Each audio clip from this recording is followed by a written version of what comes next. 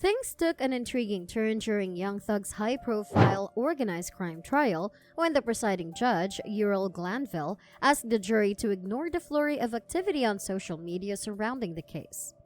On the seventh day of the trial, this uncommon request came to pass, giving the already nationally televised legal drama in Atlanta a distinctive spin. Let's dive deeper. Judge Glanville was concerned that outside factors would taint the jurors' objectivity, which is why he called for a social media break. Due to the trial's delays, the court decided to look into any possible information leaks or juror conversations about media coverage.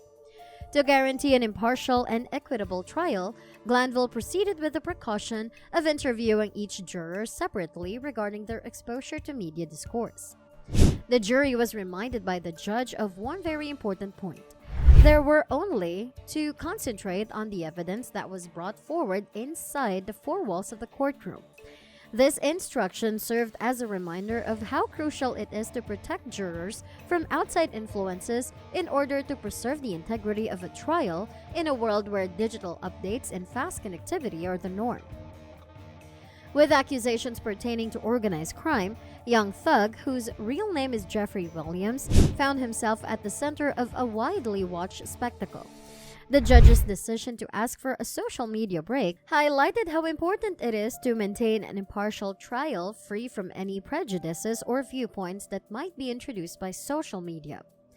One couldn't help but wonder how social media affected high-profile cases as the trial progressed. The judge's careful approach seemed like a sensible attempt to protect the jurors from any diversion or bias outsider perspectives, given how quickly information is disseminated in the digital sphere. In light of this, it is clear that a modern trial's dynamics go beyond the courtroom. Social media has grown to be a powerful tool in court cases due to its capacity to quickly spread information and influence public opinion. In an effort to preserve the integrity of the trial, the judge called for a social media break, demonstrating his knowledge of the potential power these platforms may have. Ultimately, the narrative took a fascinating turn as the court system struggled to reconcile technology and justice. The drama that was playing out in court and the judge's attempts to keep outside influences at bay brought to light the changing difficulties that the legal system faces in the digital age. As the trial went on, it was impossible to avoid thinking about how the jury's view and comprehension of the case had been affected by the social media pause. Would turning off the digital distractions enable them to concentrate more attentively on the evidence that was given in court? Or would it just make an already intricate legal story more mysterious? Whatever the verdict, Young Thug's trial turned into an intriguing investigation of the tiny line that exists between the conventional boundaries of a courtroom and the vast power of social media. Judge Glanville's request that the jurors undergo a digital detox in this changing environment demonstrated his dedication to maintaining the fundamentals of a fair trial despite the rapidly growing digital space. Young Thug is involved in a big RICO, or Racketeer Influence and Corrupt Organizations Act, case in the contemporary legal system. Young Thug is one of the 5 defendants involved in this legal entanglement. Williams and his co-defendants, according to the prosecution, are members of the Young Slime Life gang. On the other hand, the defense adamantly maintains that YSL is an acronym for Young Stoner Life and characterizes it as merely the name of a record label. Let's take a step-by-step look at this legal drama to better understand how complicated it is. The well-known hip-hop artist Young Thug, who is renowned for his distinct aesthetic and musical prowess, is facing grave charges pertaining to the RICO Act. Although it was initially intended to fight organized crime, this federal statute has been used in a variety of situations. The prosecution's main argument centers on the claim that Young Thug and his friends are members of the YSL gang, a criminal organization rather than merely being musicians. This allegation heightens the seriousness of the accusations by perhaps linking the defendants to a number of crimes that are frequently connected to organized crime, including conspiracy, racketeering, and other illegal acts. Conversely, the defense argues that the YSL name is harmless because it stands for Young Stoner Life, which they claim is just a record label.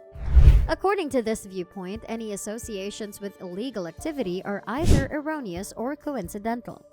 By highlighting the credibility of Young Thug's music career and the YSL label and isolating it from any alleged illicit activity, the defense most certainly hopes to undermine the prosecution's narrative. Recognizing the seriousness of the problem requires an understanding of the backdrop of RICO cases, because they ask for the establishment of a pattern of racketeering activity within an organization. RICO accusations frequently include intricate legal tactics. Here, the organization being investigated is either the record company YSL, which the defense argues is the YSL record label, or the YSL gang, according to the prosecution. The public is left to consider the nuances of the matter while the legal proceedings take place. 8 criminal counts are presently facing Young Thug as a result of a federal statute that was first intended to fight organized crime. There are 33 states with their own RICO laws, including Georgia, where Young Thug is being prosecuted. This means that the legislation is not limited to federal authority. It's interesting to note that unlike the federal statute, Georgia does not require the alleged criminal enterprises to have a long history. Young Thug is being involved in the distribution of cannabis, as evidenced by the allegation of possessing marijuana with the intent to distribute. He is also charged with having codeine with the intention of distributing it, suggesting a possible link to the unlawful distribution of this restricted narcotic. Young Thug is also accused of possessing cocaine, indicating a link to the possession of this illegal substance. The legal issues doesn't stop there. The list continues on since his legal position is further complicated by the fact that he is also allegedly in possession of a handgun. Charges involving firearms are serious issues with potentially dire repercussions. In addition, Young Thug is accused of possessing a machine gun, which is a far more serious offense and might have a big impact on his legal situation. With a combination of drug-related charges and offenses involving weapons, this legal case presents a complicated picture. Young Thug becomes one of the many people who are mired in legal complications as a result of these charges. The legal process will take place, examining the evidence and giving each side a chance to make their case. It serves as a reminder that complicated legal issues can have unpredictable results depending on the information provided throughout the process. An eclectic panel of 18 jurors, 6 alternates and 12 main jurors will decide the verdict in the current trial. The panel represents a diversity of backgrounds, with 10 black women, 2 white women, 3 black men, and 3 white men. The lyrics of Young Thug, which discuss violence and narcotics, have been approved conditionally. The prosecutors in Fulton County stated in 2022 that they were an overt act in furtherance of a gang conspiracy, which implies that they might be used as evidence. The use of Young Thug's lyrics will probably become a talking point during the trial, bringing up questions about the relationship between the arts and the justice system. Given the complexity of the rapper's artistic expression, the varied jury will be essential to reviewing the evidence and rendering a reasonable decision. Thank you for watching. If you enjoyed watching our content, then do like, share, and subscribe to our channel. Also, don't forget to comment your thoughts below.